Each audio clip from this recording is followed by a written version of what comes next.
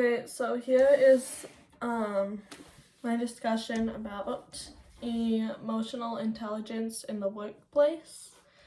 So the first thing we were asked to do is talk about 3 key takeaways from the TED Talk videos we were asked to watch. Mine or the things I found interesting in the first video, which was emotional intelligence from a teen's perspective, was he said that calling people by their name releases a good feeling hormone, which I would say is true. And he also said we all have an idea that emotions are good and bad. And then he didn't really go into detail about like what he meant by that, but what he was like getting at was that emotions aren't bad. Like, all emotions are good. They might be sad, but it's not bad to feel sad. And then the second video was the power of emotional intelligence. And he said that we experience 400 or more emotions each day. So those were the 3 takeaways I had from those 2 videos. So then explain emotional intelligence. And I see it as how a person understands their emotions and other people's emotions. It is also, how well you can manage and control your emotions so that you aren't like overreacting or freaking out in public. So 2 strategies that would help to improve somebody's emotional intelligence would be, or my emotional intelligence would be to learn self-regulation.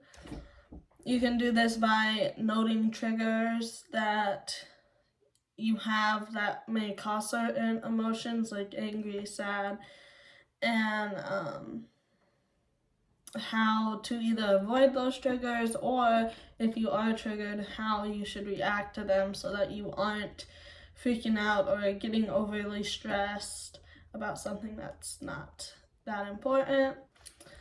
And then I want to set long-term goals. And when I set these goals, I will discover a purpose for that goal, like why I want to do that goal, and then make a plan to do that, and how I'm going to make like a plan on how to make that goal come true. And those ideas were from the quiz page that we took, where it told us our emotional intelligence score. So why EQ is important in the workplace? You need to understand how not to get upset if you were to like propose a new idea and it was to be denied or shot down, or they're like, that's the dumbest idea I've ever heard. You need to know how to react to that in a good manner instead of freaking out. So like you need to know how you react, and so that you aren't freaking out if you're told no or that's not gonna work. You can't have those days off. You have to stay level-headed, otherwise you won't have a job.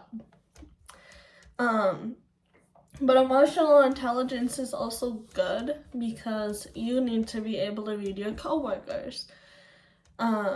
Maybe somebody is having a bad day and you're trying to see what's wrong, but they clearly don't want to talk about it. You need to know to just lay off. Like, you need to be able to read their emotions to tell when it's time to step in and when it's not time to step in.